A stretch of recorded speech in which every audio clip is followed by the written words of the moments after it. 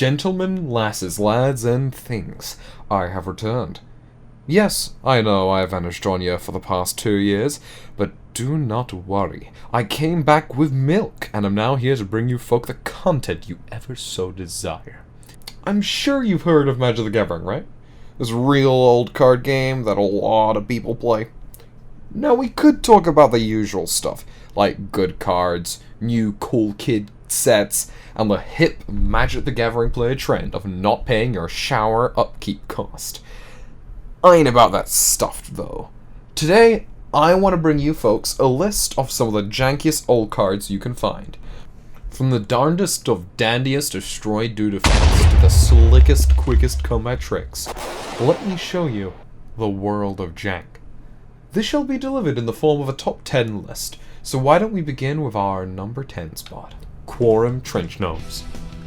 We got American-blooded Quorum Trench Gnomes here. For the low cost of 1 red and 3 colorless, you get a 1/1 who taps to sap all the oil from those juicy plains. Well, to be more exact, it turns your opponent's plains into lands that for the rest of the game can only tap for colorless mana.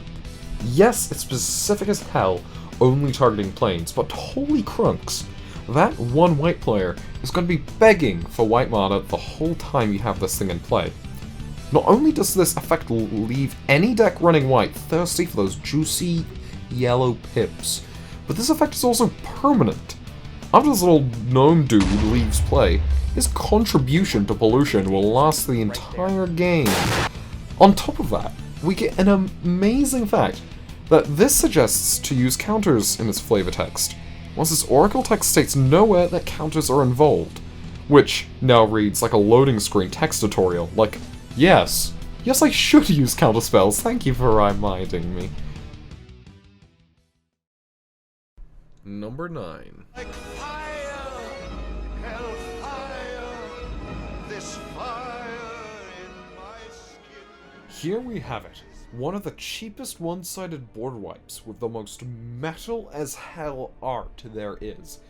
For 3 black and 2 colorless, you destroy all non-black permanents and take X plus 3 damage, where X is equal to the number of creatures destroyed. It may not seem like it, but hot damn, this thing is funny as hell to cast. In most mono-black decks, you get to destroy almost everything but your stuff, then smack yourself across the face with the power of a freight train. Most games you will be sacrificing your life to wipe the board, which leads to a lot of blaze of glory moments, your death leaving a lasting impact on the board. But when this card isn't smorking boards and your life total, it leaves you on top of everyone in terms of board presence, and gives you the upper hand rather easily.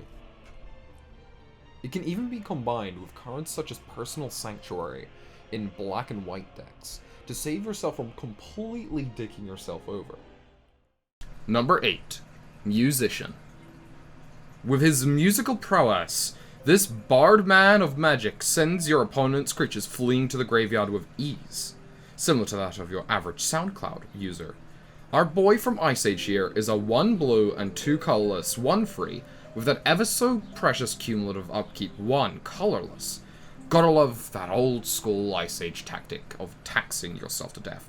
Fret not, for this wizard is keen to share his taxation, however, with his brilliant tap effect. What he does is tap to give a creature a music counter.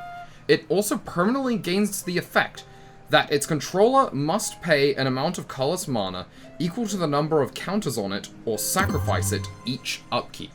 And yes, this effect is permanent. Although slow by itself, with effects that allow this card to untap multiple times a turn, it can force your opponents to be either left with no mana to spare or an empty board. Even after you finish paying the tax for your musician, your opponents will feel its whack magical wrath for turns to come. Number 7. Naked Singularity / Reality Twist. You ever thought, damn, Magic the Gathering is just a bit too easy to play?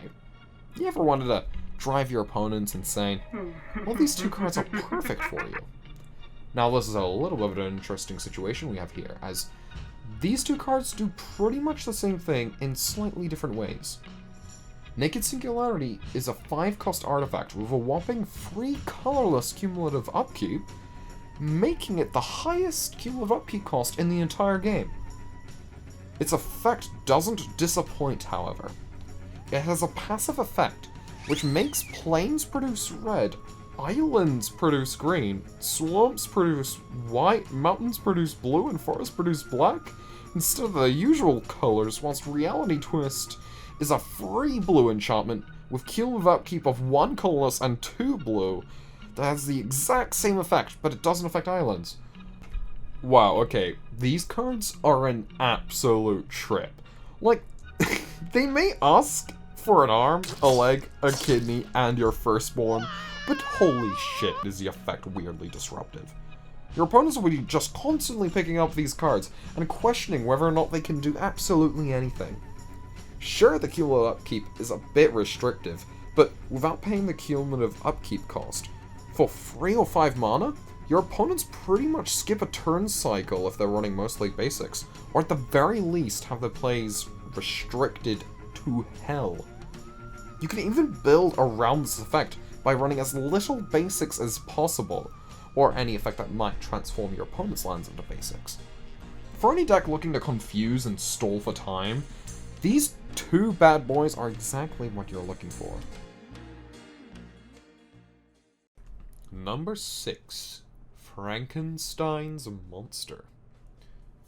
With our monstrous mate here, we can conjure a frightful abomination of those who lost their lives in the duel of planeswalkers, arising as an abomination of our creation.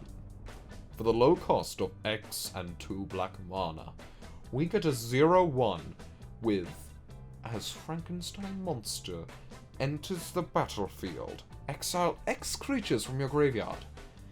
If you can't, put Frankenstein's Monster into its owner's graveyard instead of onto the battlefield. For each creature card exiled this way, Frankenstein's Monster enters the battlefield with a +2/+0 counter, a +1/+1 counter, or a +0/+2 counter on it. What a troublesome effects upon your opponents. Not only does this creature have 2 unique counters seen on very few creatures, but its stats are almost completely customizable. A splendid creature for any deck wanting to throw all of its eggs into one basket. Most of the time, this creature finds itself being nothing but a vanilla creature that you can choose the stats of, but what we have here is a funny little combo in a Rakdog's deck.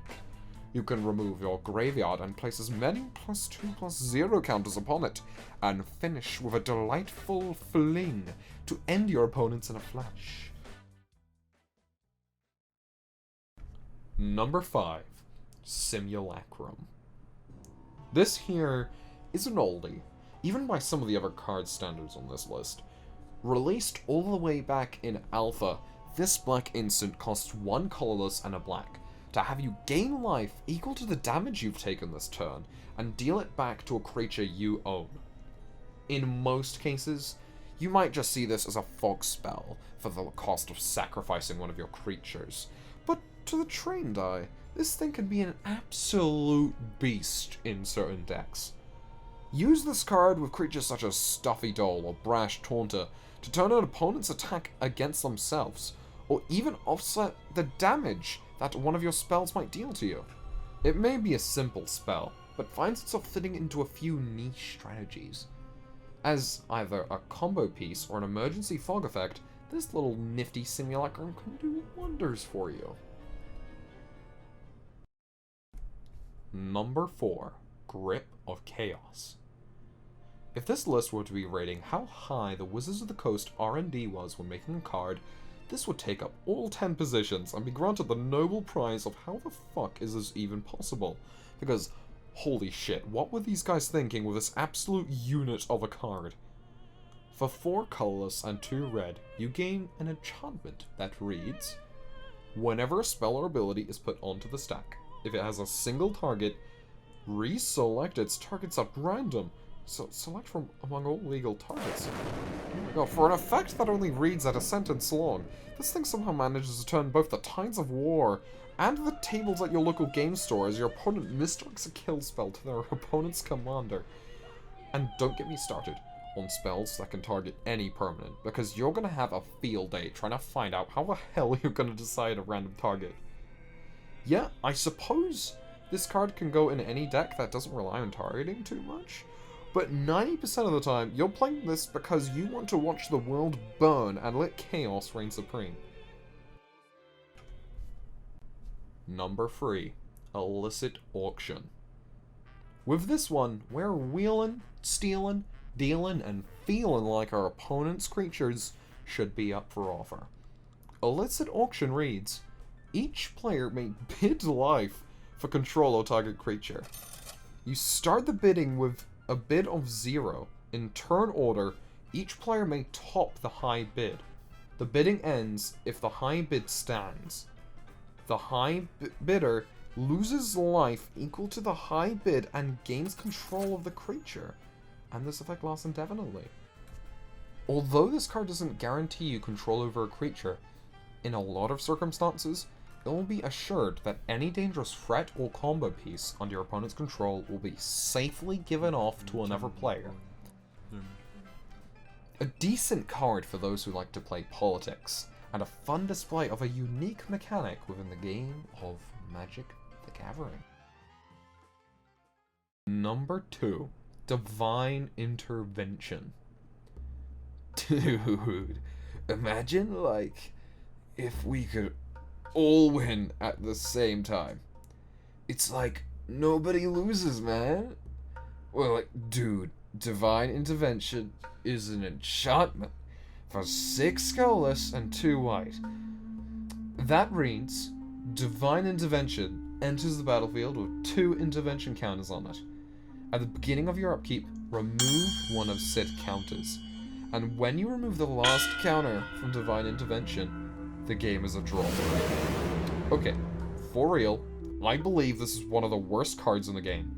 Not on the fact that it doesn't do anything, but for the fact it is one of the few cards that actively goes against attempting to win, and is one of the only cards entirely central to causing a draw.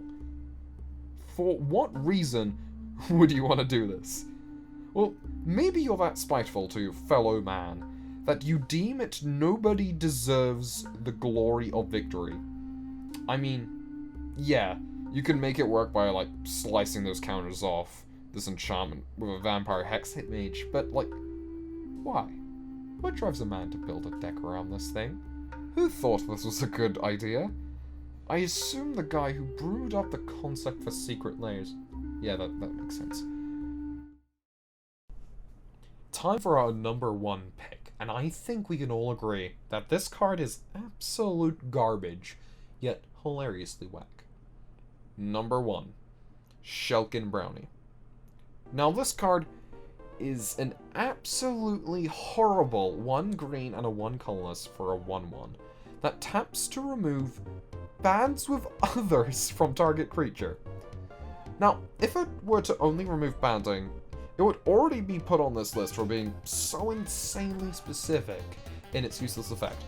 But it removes specifically bands with others. You can't even remove regular banding with this thing.